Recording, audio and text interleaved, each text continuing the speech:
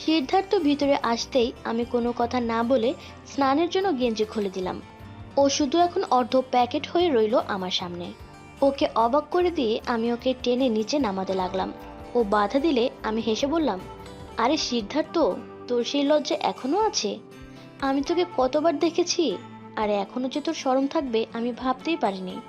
ও এবার বলল, আরে দিদি, আমি তখন তো হাবাগোবা ছিলাম, কিন্তু এখন তো আমি বড় হয়ে গেছি। আমি বললাম, আমি জানি আমার জান্টু দাদা এখন বড় হয়ে গেছে, তার এখন লম্বা লম্বা পা আছে, লম্বা হাত আছে, আর এটাও জানি ছোট্ট জিনিসটা বড় হয়ে গেছে। আমার এমন কথা শুনে ও আর কিছু বলতে পারলো না। ওদিকে মেশিন গান আকাশের দিকে চেয়ে উঠল। আমি হেসে বললাম, এই শোন, এত লজ্জার বা বিব্রত হবার কিছু নেই, এটা স্বাভাবিক ব্যাপার। এরপর শরীরে জল ঢালতে লাগলাম, এরপর বুকে সাবান দিতে লাগলাম। আমি ওকে ঘুরে পিছন ফিরে দাঁড়াতে বললাম। ও পিছন ঘুরে দাঁড়াতেই আমি ওর সাবান দিয়ে দিলাম, আর ওইদিকে হারামি বস্তুটা লাফাতে লাগলো। সিদ্ধার্থ জলের পাত্র এবার ধরে রাখলো যাতে আমি কিছু বুঝতে না পারি। আমি আবার ওকে আমার দিকে ঘুরতে বললাম, এরপর মাথায় হাতে সাবান দিতে লাগলাম। আমি এবার ওর সামনে এসে বললাম, হাত সরিয়ে নিতে সামনে থেকে। ও সরাতেই চাইলো না। আমি এবার একটু ধমক দিয়ে বললাম, সরিয়ে নিতে। ও ভয়ে কাঁচুমুচু হয়ে গেল, মাথা নিচু করে রইল। আমার মেসেজে ও আর নিজেকে আয়ত্তে রাখতে পারলো না। আমি বললাম, কি রে, তোর কলেজ কেমন হচ্ছে? ও হাসি মুখে বলল, এখনো তেমন একটা হচ্ছে না, কেবল প্রথম প্রথম ক্লাস তো, তাই। ও এবার অনেক কষ্ট করেও দমাতে পারলো না, চিরিক করে মাথা দিয়ে জল গড়িয়ে পড়ল। এটাই ওর লাইফের প্রথম বলে কোনো কিছু তাল দিতে পারলো না। আমি রেগে গিয়ে বললাম, ইডিয়েট, তোর কোনো কন্ট্রোল নাই? আমি উঠে ঘুরে আয়নায় নিজেকে দেখে হাসতে হাসতে বললাম, দেখ, তুই আমার কাপড় কি করেছিস, এখন আমাকেও গোসল করতে হবে। একটু পরেই আমার স্নান শেষ হলো। এরপর ওকে একটা তোয়ালে দিয়ে বাইরে যেতে বললাম। একটু পরে ওর মাথায় তখন দুষ্টুমি খেলতে লাগলো। ও হঠাৎ বলল, দিদি, তুমি আমাকে দেখেছো, এমনকি প্রায় সবখানে স্পর্শ করেছো, আমিও তোমাকে স্নান করা দেখবো। ওর এই কথা শুনে আমার তখন মনে হলো ও এখনো ন্যাকা ষষ্ঠী হয়ে আছে। আমি বললাম, ঠিক আছে, শুধু দেখবি, কিন্তু ছুতে পারবি না। এই বলে আমি স্নান শুরু করলাম। আমার বুক অসম্ভব সুন্দর, বাদামি রঙের হালকা কালার লেপ্টে রয়েছে আমার ত্বকে। ও এবার মুচকে এসে বলল, তুমি তো অনেক সুন্দর আর বেশ সুঢল। আমি লজ্জায় একটু লাল হয়ে বললাম, তুই কথা বন্ধ করবি, তা নাহলে এখান থেকে বের করে দিব। আমার এমন ঝাড়ি খেয়ে ও চুপচাপ দাঁড়িয়ে রইল, চোখ বড় করে তাকিয়ে মনে মনে সুধা পান করতে লাগলো। ও আমার অবস্থা থেকে লজ্জা পেল। ও একটু পরে বলল, তুমি অনুমতি দিলে আমি কিছু বলতাম। আমি রাজি হয়ে গেলাম। মুখ ঘুরিয়ে বললাম, কি বলতে চাস বল, কোনো প্রকার সংকোচ করবি না। ও এবার নরম কণ্ঠে বলল, তোমার কোমরটা দারুণ, ইচ্ছে করছে মাথা রেখে ঘুমাই। আর তোমার চুলগুলো দেখতে অনেক সুন্দর, পাতলা আর সিল্কি। ওর এমন কাব্যিক কথা শেষ হতেই বললাম, এবার তুই এখান থেকে যা, তোকে আর রূপের বর্ণনা দিতে হবে না। মনে হচ্ছে খোদ জীবনানন্দ দাশ আমার রুমে আসছে, আর মনে হচ্ছে আমি নাটোরের সেই বনলতা সেন। এই বলে ওকে ধাক্কা মেরে বের করে দিয়ে দরজা ভিতর থেকে বন্ধ করে দিলাম। ও রুমের বাইরে নিরাশ হয়ে দাঁড়িয়ে রইল। ও মনে মনে ভাবলো কিছু একটা করতেই হবে।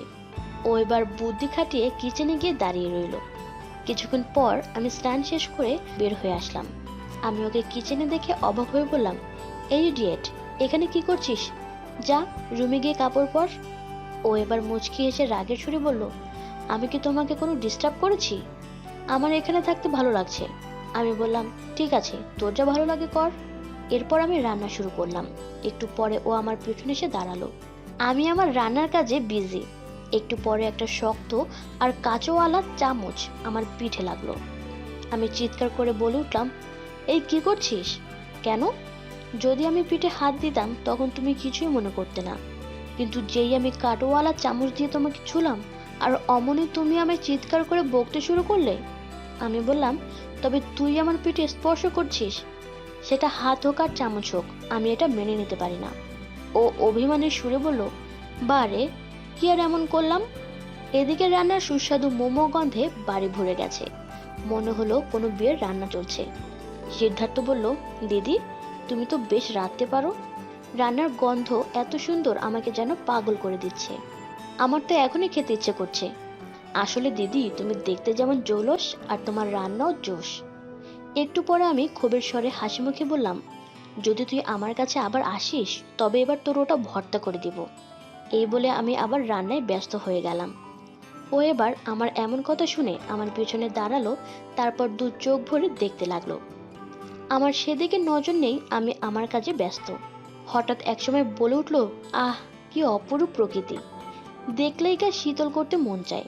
আমি এবার ওর দিকে চেয়ে বললাম, হুম, বিধাতার প্রকৃতি এমন সুন্দর হবেই, এটাই স্বাভাবিক, তোকে আর দেখতে হবে না। ও বলল, একটু আগেই তো ঠিকই দেখালাম, তবে এখন দেখলে লজ্জা পাচ্ছ কেন? আমি বললাম, লজ্জা না, আমি এখন কাজে বিজি, তোর মতো মুডে আমি নেই। তুই দয়া করে এখান থেকে চলে যা। তুই আমাকে উতলা করে দিচ্ছিস, এখন তোর জিজুর কথা মনে পড়ছে। আমি তোর সাথে কিছু করতে পারবো না, আর তুই এরকম করলে আমি আর নিজের উপর কন্ট্রোল রাখতে পারবো না, তাই তুই এখান থেকে চলে যা। ও এবার আমাকে জড়িয়ে ধরে ঠোঁটে কিস দিতে লাগলো। আমি ধাক্কা মেরে সরাতে চেষ্টা করলাম, কিন্তু না, ও কিছুতেই গেল না। কায়িক শক্তিতে পুরুষদের সাথে মেয়েরা কখনো পেরে ওঠে না। ও এবার মনোযোগ দিয়ে আমার চুলে বিলি কাটতে লাগলো। আমি নিজেকে আর ধরে রাখতে পারলাম না। ওদিকে রান্না চলতে থাকলো। বাইরে মোটামুটি শীতল আবহাওয়া, কিন্তু এখন আমার ভেতরের আবহাওয়া অনেক হট। ও নিজেকে এবার এলিয়ে দিল। আমি তখন বললাম, না না, এ হতে পারে না, এগুলো তোর জিজুর জন্য। তবুও সে মানতে নারাজ। সিংহ যদি শিকার পায় তাহলে কি আর ছাড়তে চায়? তেমনি সিদ্ধার্থ ছাড়লো না। কি আর করার, এখানে কে কার কথা শোনে। সিদ্ধার্থ নিজের মন মতো কিস দিয়ে আমায় পাগল করে দিল। ওদিকে রান্নার অবস্থা তেমন একটা ভালো না, আর এদিকে আমার অবস্থাও খারাপ। নিজেকে ওর হাতে সঁপে দিলাম। ও নতুন সাগর পেয়ে ইচ্ছে মতো সাঁতার কাটতে লাগলো। তবে সে এর আগে কোথাও সাঁতার কাটেনি, তাই ও একটুতেই হাঁপিয়ে যেতে লাগলো। ওদিকে আমার বরের কথা মনে পড়লো। ভাবতে লাগলাম, কোথায় ও আর কোথায় সিদ্ধার্থ, কিসের সাথে কিসের তুলনা। মিনিট 5-6 পর সিদ্ধার্থ এমন দমকা ঝড় তুলে ভেঙে পড়া গাছের মতো শুয়ে পড়লো। ওদিকে রান্না কিছুটা শেষের পথে এসে গেল। আমি উঠে পড়লাম অতৃপ্তি নিয়ে। তবে অনেকদিন থেকে না খেয়ে থাকার ফলে একটুতেই কেমন যেন স্বাদ মিটে গেল। ও চলে গেল ফ্রেশ হতে। আমি রান্না শেষ করে নিয়ে গেলাম ডাইনিং টেবিলে। ওকে খাবার খেতে ডাকলাম। ও চলে আসলো। মনে হচ্ছে কি এক অজানা সুখের মোহে ও বিভোর ছিল। দুজনেই হাসি ঠাট্টা করতে করতে খাবার খাইলাম। মনে মনে ভাবলাম, আজ না হয় উইকেট ধরে রেখে খেলতে পারেনি, প্রথম বলে এমন হয়েছে, কিন্তু নেক্সট দিন ঠিকই ও পাকা খেলোয়াড় হবে। তার জন্য তাকে নিয়মিত প্র্যাকটিস করাতে হবে। আমি পেয়ে গেলাম আমার ব্যায়াম করার সাথী। ওদিকে আমার বর আসুক আর না আসুক, আমি একে দিয়েই আমার কাজ চালিয়ে নিব। আমাদের মধ্যে বনিবনা বেশ ভালো। ওর সবকিছুর ভার আমি নিয়ে নিলাম। আমি বললাম, সিদ্ধার্থ, তুই আমার বাসা ছেড়ে কোথাও যাবি না। তোকে হোস্টেলে থাকতে হবে না, তুই আমার কাছেই থাকবি। আর যদি না থাকিস আমি তোকে শিকল দিয়ে বেঁধে রাখবো। ও আমার এমন কথা শুনে বলল, দিদি, একদিনের আদর সোহাগ পেয়েই এমন করছো? ঠিক আছে, আমি যাব না। আর আমি কেমনে তোমায় ছেড়ে যাব? তুমি তো আমার সুখের সমুদ্রে পথ দেখালে, আর সেই তোমায় ছেড়ে কেমনে থাকবো আমি? ওর এমন কথা শুনে ওর হাতে একটা কিস দিলাম। ও খাবার খেয়ে বাইরে গেল, একটু রিফ্রেশমেন্টের জন্য। আমিও এদিকে আমার সন্তানকে নিয়ে ব্যস্ত হয়ে পড়লাম। একটু পরে ও চলে আসলো। রাতে আরো দীর্ঘ সময় নিয়ে ও আদিম খেলা শুরু করলো। আমি ভুলেই গেলাম আমার বরের কথা। ও এবার আমায় ভাসিয়ে দিতে লাগলো। মনে হচ্ছে আমায় স্বর্গীয় হাওয়ায় দোলা দিচ্ছে। প্রায় 20 মিনিট পরে সাইক্লোন থেমে গেল। আমি নিজেকে গুটিয়ে নিলাম। একটু পরে ও আমাকে আই লাভ ইউ বলে গলা জড়িয়ে ধরে ঘুমিয়ে পড়লো। তখন থেকেই ওর সাথে আমার নতুন করে ভালোবাসার সম্পর্ক চলতে লাগলো।